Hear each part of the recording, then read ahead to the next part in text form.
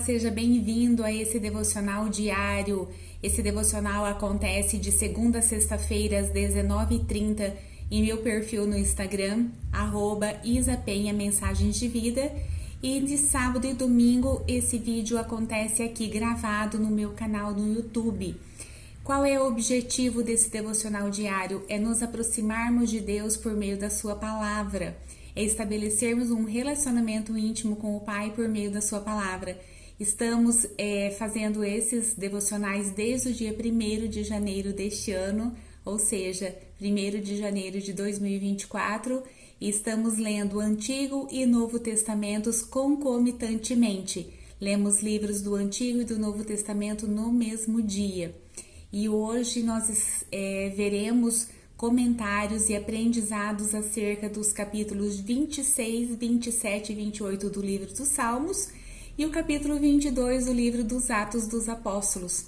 Lembrando que nós não lemos aqui os textos por serem muito longos. Este devocional também não substitui a sua leitura em casa.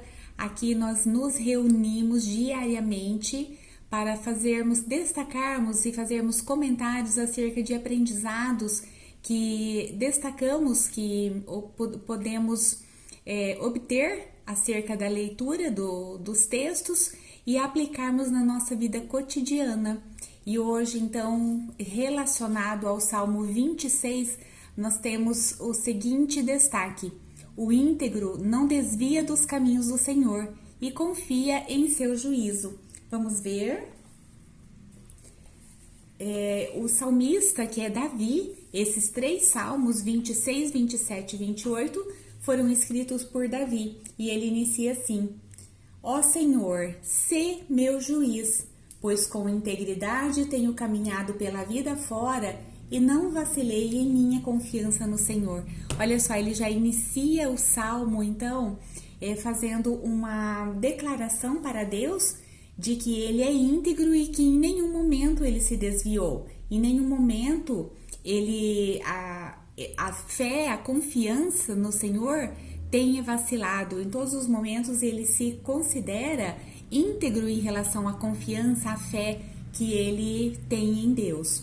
Depois ele vem dizer assim: não me associo com pessoas falsas, nem caminho com os hipócritas. Ergo minha voz para cantar hinos de gratidão e proclamar todas as tuas maravilhas. O salmista aqui ele vai dizer: olha, eu estou sempre louvando, eu estou sempre nos caminhos do Senhor, em nenhum momento eu me desviei, em nenhum momento eu estive na companhia de pessoas perversas, de pessoas más, dos ímpios. Então eu tenho a minha confiança toda em Deus, toda no Senhor. Ele é minha rocha, Ele é o meu escudo, Ele é minha salvação. E assim ele dá sequência em toda a oração do Salmo. Depois ele também diz: não ceifes, olha o clamor que ele faz para Deus, não ceifes minha alma com a dos ímpios, nem minha vida com a dos assassinos. Suas mãos executam planos perversos e a prática do suborno lhes é peculiar. Mas eu, diz o salmista, vivo em integridade, livra-me e tem misericórdia de mim. Olha só que belo, ele vem pedir para Deus que ele não utilize do mesmo juízo, que ele não utilize da mesma forma de tratar com o ímpio para tratá-lo. Porque ele diz assim: eu vivo com integridade, eu vivo na sua presença, eu te louvo, eu ergo a minha voz para louvar a ti. Não utilize comigo das mesmas formas que o Senhor, ó meu Deus, vai utilizar para com os ímpios e aqueles perversos, para os quais o suborno já é peculiar, o suborno já é garantido. Eles já têm a prática do suborno ali como sendo uma rotina. E o salmista faz então essa oração a Deus.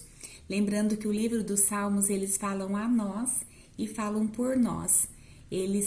Os Salmos, ele tanto nos ensina o temor do Senhor, como também ele nos auxilia a oferecermos a nossa oração a Deus. Ele também pode ser uma tradução daquilo que o nosso coração quer dizer a Deus e às vezes as nossas palavras não alcançam.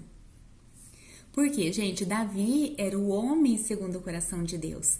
Esses salmos, essas orações foram inspiradas por Deus para que Davi deixasse registradas essas orações para nós.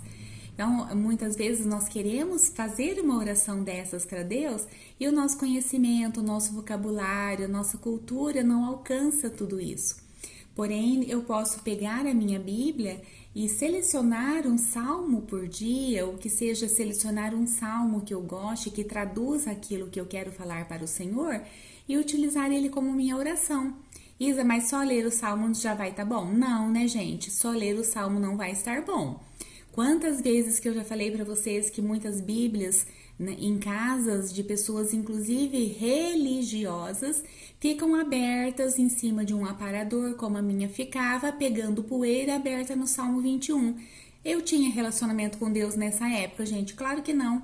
Assim como se eu pegar a minha Bíblia somente e ler um salmo por dia, sem eu ter um relacionamento com Deus, sem eu fazer a minha própria oração individual, particular, do jeito que eu sei fazer, do jeito que Deus me capacitou até hoje a fazer, eu nunca vou conseguir evoluir, eu nunca vou conseguir desenvolver um temor pelo Senhor, porque eu preciso de relacionamento, eu preciso conhecer a voz dele e ele precisa conhecer a minha voz.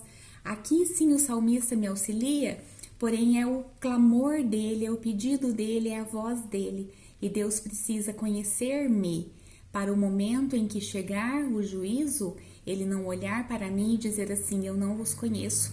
Aí você vai dizer, mas Senhor, eu profetizei no seu nome, eu expulsei demônios. Ele vai dizer, eu não vos conheço.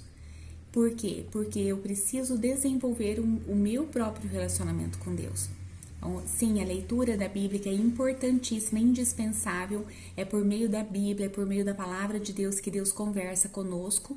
Porém, eu preciso também ter esse relacionamento íntimo, eu preciso derramar o meu coração para Deus, para que Ele passe a conhecer a minha voz e eu conheça a voz dEle por meio da própria palavra dEle. Vamos lá para o capítulo 27.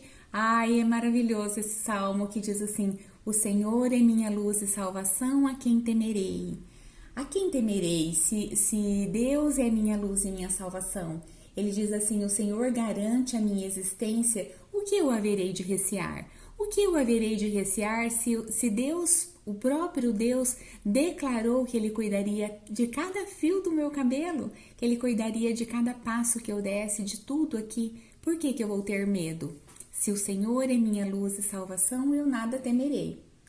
Ele diz assim, quando os perversos meus inimigos avançarem, quando os perversos, meus inimigos, avançarem contra mim para dilacerar-me, eles é que tropeçarão e cairão por terra. Essa é a confiança que nós temos que ter no Senhor, que quem vai tropeçar e prender o pé no laço do passarinheiro é o nosso próprio inimigo e não nós. E nós já comentamos aqui a respeito disso muitas vezes, a impressão que se dá é que o ímpio está vencendo, é que os nossos inimigos estão tendo vantagens sobre nós. Mas com o passar do tempo e só na sabedoria de Deus é que nós vamos discernir que nós é que somos vencedores. Por mais que os nossos olhos físicos estão vendo o outro vencer, com os meus olhos espirituais eu vejo o Senhor vencendo por mim. Porém, eu preciso ter toda a minha confiança, entregar todo o controle da minha vida para o Senhor. Senão eu vou mesmo achar que Ele é que está vencendo, que os meus inimigos, que os perversos, os ímpios é que estão vencendo.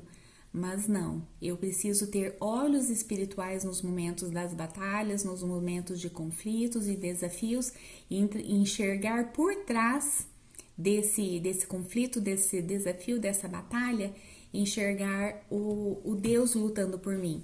Eu não sei se você vai se lembrar de uma passagem, eu não vou saber citar o livro agora e se eu procurar vai demorar. O profeta Eliseu estava com o ajudante dele e um exército enorme estava ali para avançar contra eles. Só que Eliseu olhou e viu carros e cavaleiros e anjos em cima dos montes, também acampados para defendê-los. E o ajudante do profeta não via. E no momento o profeta vai fazer uma oração e dizer assim: abra os olhos do meu servo para que ele também veja. E assim os olhos dele foram abertos, os olhos espirituais, e ele viu todo aquele acampamento de anjos ao redor muito maior do que o exército que os esperava. E assim precisamos nós também fazermos esse exercício de abrir os nossos olhos da fé para vermos as maravilhas que Deus faz por nós todos os dias, e muitas vezes fica escondido e nós não temos ainda habilidade espiritual para ver tudo aquilo que Deus pode e faz por nós todos os dias. Depois o salmista vem dizer assim: ele me protegerá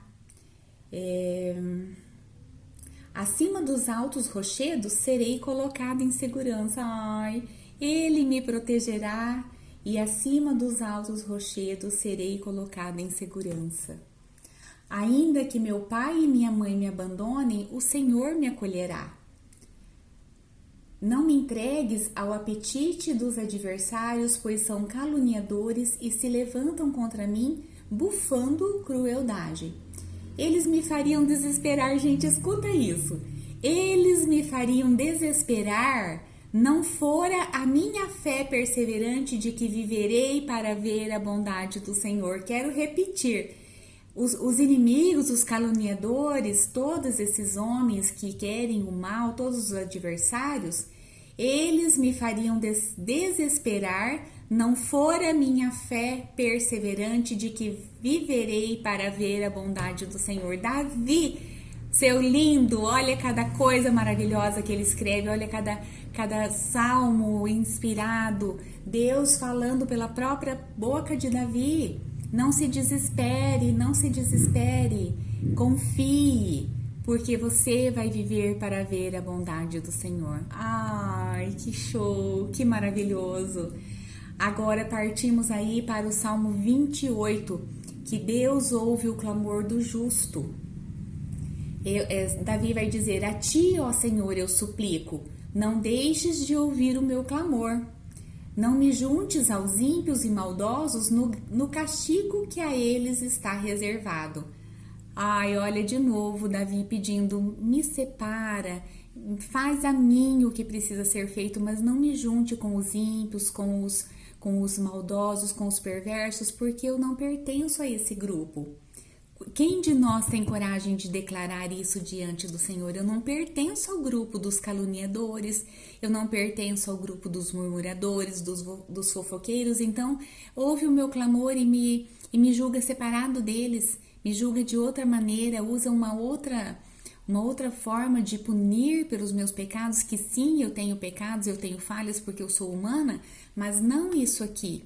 Eu tenho outras falhas, outros pecados, mas eu não calunio ninguém, eu não julgo ninguém, eu não sou maldosa com ninguém. E daí ele vai continuar assim: porque não desejam reconhecer os feitos do Senhor, nem as obras de suas mãos.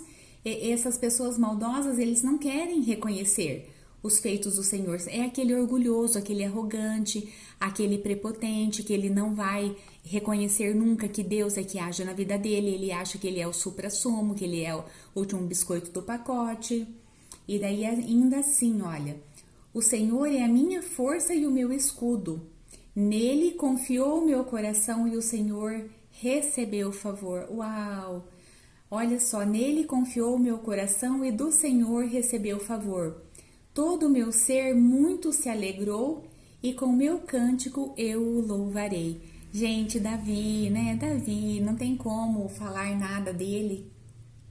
Olha que incrível ele dizer que o Senhor é a força e o escudo e que o coração confiou e do Senhor recebeu o favor. Quando eu entrego o meu coração para o Senhor, Ele vai retribuir, Ele vai me dar graça, Ele vai me dar sabedoria, Ele vai me dar favor. E daí por fim ele diz assim: todo o meu ser muito se alegrou e com o meu cântico eu o louvarei. Gente, cantar ao Senhor é cultural, cantar ao Senhor é milenar. Não importa se você é afinada, se você sabe cantar, se você não sabe cantar, não importa. Deus quer que nós o louvemos com cânticos, com instrumentos musicais. Quem não sabe tocar instrumento, eu não sei, tudo bem, mas nós podemos cantar ao Senhor hinos, cantos. Às vezes eu invento uma musiquinha para Deus com a voz dos meus cachorros e eu tenho certeza que Ele acolhe isso, que Ele aceita. Por quê? Porque é do meu coração, é de lá de dentro que sai esse louvor pequenininho, um louvor sutil, mas eu treino todos os dias cantar para o Senhor. E aqui Davi vem dizer que o coração se alegrou e ele ergueu um cântico para o Senhor. Gente, Salmos de Davi é incrível, maravilhoso e dá vontade de ficar lendo um após o outro, e é maravilhoso. E eu espero que você esteja também se regozijando nessas leituras dos Salmos, nas leituras dos Atos dos Apóstolos. Por quê? Porque é a voz de Deus para conosco, é Deus nos falando. E nada mais precioso do que nós podermos ouvir a voz de Deus, o nosso coração se alegrar, se aquecer. Quando eu leio um salmo assim, o meu coração se aquece, a minha fé se revigora, a minha força redobra. E eu espero que você esteja também se regozijando nisso, assim como eu estou. Vamos lá para o livro dos Atos dos Apóstolos, do capítulo 22. Meu Deus! Paulo está mesmo incrível nesse discurso dele. Deixa eu ir para lá, para os Atos dos Apóstolos, que eu saí de lá e não marquei, mas já estou chegando aqui.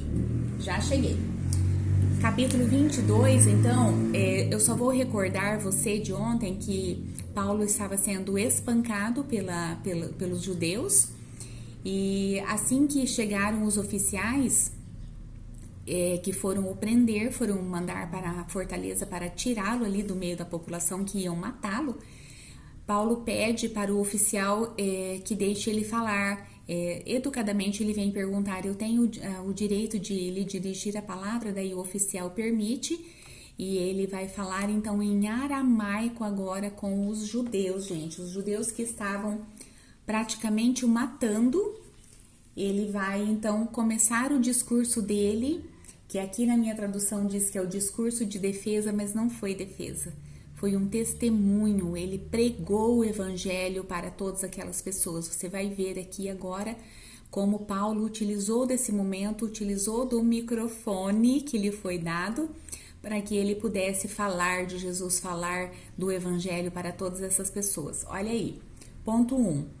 Paulo honra e elogia aqueles que o espancavam.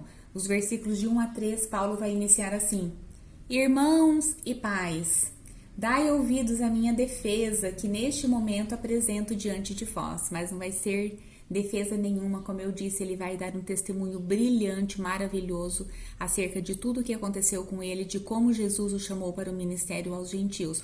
Qual era a grande questão aqui, gente? Os judeus achavam que Deus era deles e que não podia ser levado aos gentios, que os gentios eram impuros, que eles não tinham o direito de conhecer a palavra de Deus.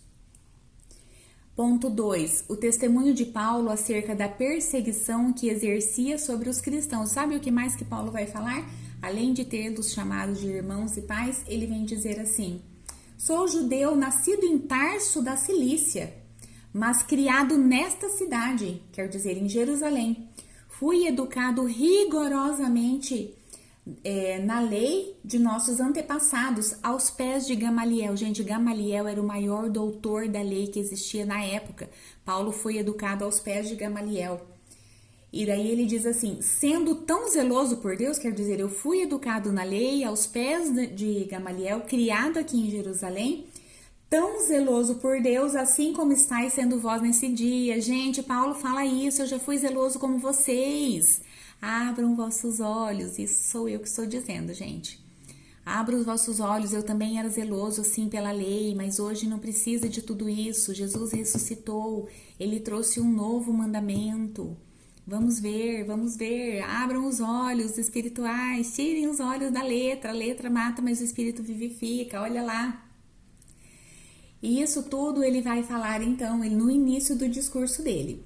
Depois ele vai contar, gente, acerca do chamado. Então, entre os versículos 6 a 16, ele vai contar aquela história de quando ele estava indo para Damasco com cartas escritas pelos mestres da lei, pelos sacerdotes ali de Jerusalém, para que ele trouxesse cristãos de lá para serem punidos ali em Jerusalém. Ele vai contar que uma grande luz apareceu, que ele ficou cego, que ele ouviu a voz do Senhor dizendo: Saulo, Saulo, por que me persegues? Aí Saulo vai perguntar: quem és tu, Senhor? Ele vai dizer: eu sou Jesus a quem persegues. Ele vai contar tudo isso aqui para essa multidão. Vai contar, inclusive, que Ananias, lembra que Ananias teve uma visão, ao mesmo tempo que Ananias estava tendo uma visão, que Deus estava pedindo para ele ir até Paulo, Paulo estava orando, pedindo um sinal para Jesus, e nesse mesmo tempo, Ananias chega e chega para Paulo e diz assim: olha, eu vim aqui porque Deus pediu para que eu viesse, você vai voltar a enxergar, você vai ser batizado, você vai aos gentios. E ele conta tudo isso aqui para esses homens. Ele vai dizer assim: o Deus dos nossos antepassados, isso já é Ananias falando para ele, o Deus dos nossos antepassados te escolheu para conheceres sua vontade, veres o justo. Quem é o justo, gente? Jesus. E ouvires a palavra da sua própria boca, pois serás testemunha. Olha para que Paulo estava sendo chamado. Serás testemunha perante todas as pessoas dos sinais que tem visto e ouvido. Isso tudo era Ananias já falando para Paulo, e Paulo aqui contando para essas pessoas. E daí ele diz mais ainda, olha. Aí ele conta que ele estava na sinagoga, que ele ficou em êxtase e que o Senhor de novo falou com ele. Ele disse assim: viu o Senhor e ele me ordenava: apressa-te, sai logo de Jerusalém, porquanto não receberão o teu testemunho acerca da minha pessoa. Gente, isso aqui estava pegando também. Eles não aceitavam o testemunho de que Jesus era o Messias, porém eles também não davam o braço a torcer.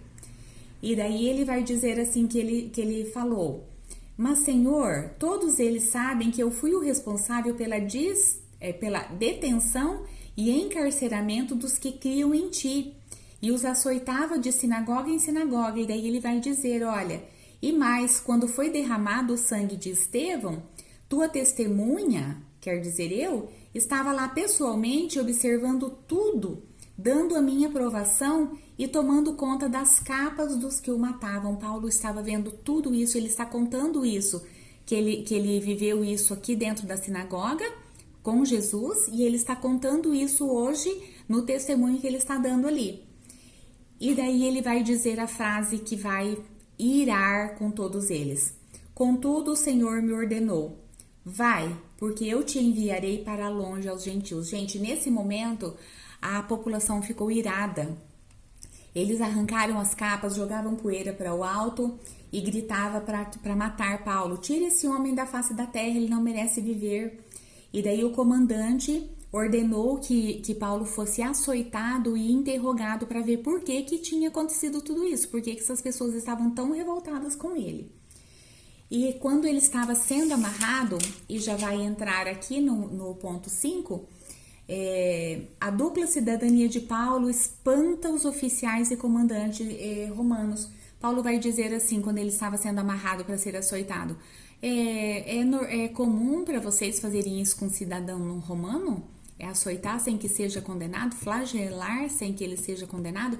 Nesse momento os oficiais ficaram temerosos, porque ele era romano, e o comandante chega e fala assim: você é cidadão romano? Ele disse sim.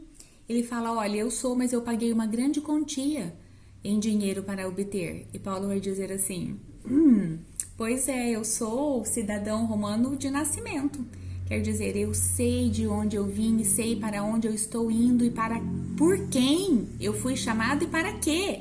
Eu não precisei pagar pela minha cidadania romana, pois ela vai me dar agora o direito de me colocar diante de César. Ele vai me dar o direito de me defender lá em Roma. Não disse isso, né, gente? Eu sei disso porque eu já li. Mas esse é o desfecho aqui. Então ele vai dizer assim: olha, vocês podem fazer isso comigo, eu sendo cidadão romano? Daí eles ficam temerosos E o comandante, querendo saber por que estava acontecendo tudo aquilo, por que eles estavam tão irados, ele convoca os chefes dos sacerdotes e todo o sinédrio para o dia seguinte ouvirem Paulo. E isso vai ser amanhã. Isso vai ser amanhã. Nós vamos contar a respeito disso, nós vamos falar de outros salmos. E amanhã, então, tem mais devocional, tem outras leituras, outros textos, outros comentários, outros aprendizados. E eu estou muito feliz de estar podendo ter essa oportunidade de falar com você acerca da Palavra de Deus, lembrando que é o 3º ano que eu leio a Bíblia, a primeira que eu estou lendo, estudando. Isso está sendo edificante para mim, tem sido importantíssimo para a minha vida espiritual fazer esse estudo, que nem é um estudo, na verdade são meditações ainda, né? Tem muita coisa ainda para ser descoberta ali na Bíblia. E eu estou muito feliz por estar tendo essa oportunidade e por você me ouvir, né, gente? Sem você eu não tem canal, não tem perfil, mas tem palavra, tem Deus, tem meditação. Porém, a sua presença é primordial aqui todos os dias comigo. E amanhã, dia 21/7, nós veremos os Salmos capítulos 29 e 30, Salmos capítulos 29 e 30, e Atos dos Apóstolos, capítulo 23, os versículos de 1 a 15. Atos, capítulo 23, os versículos de 1 a 15. E amanhã eu espero você às 17, às 19h30, aqui no meu canal no YouTube. Às 19h30 o vídeo já estará disponível. E eu amo a sua vida que passa pelas lives todos os dias, que estão me honrando, estão honrando a palavra de Deus, aprendendo, edificando os seus familiares, a sua vida. Amo a sua vida. E eu espero você amanhã às 19h30, porque todos os dias é dia de estabelecermos relacionamento íntimo com o Pai por meio da sua palavra. Um beijo e até amanhã!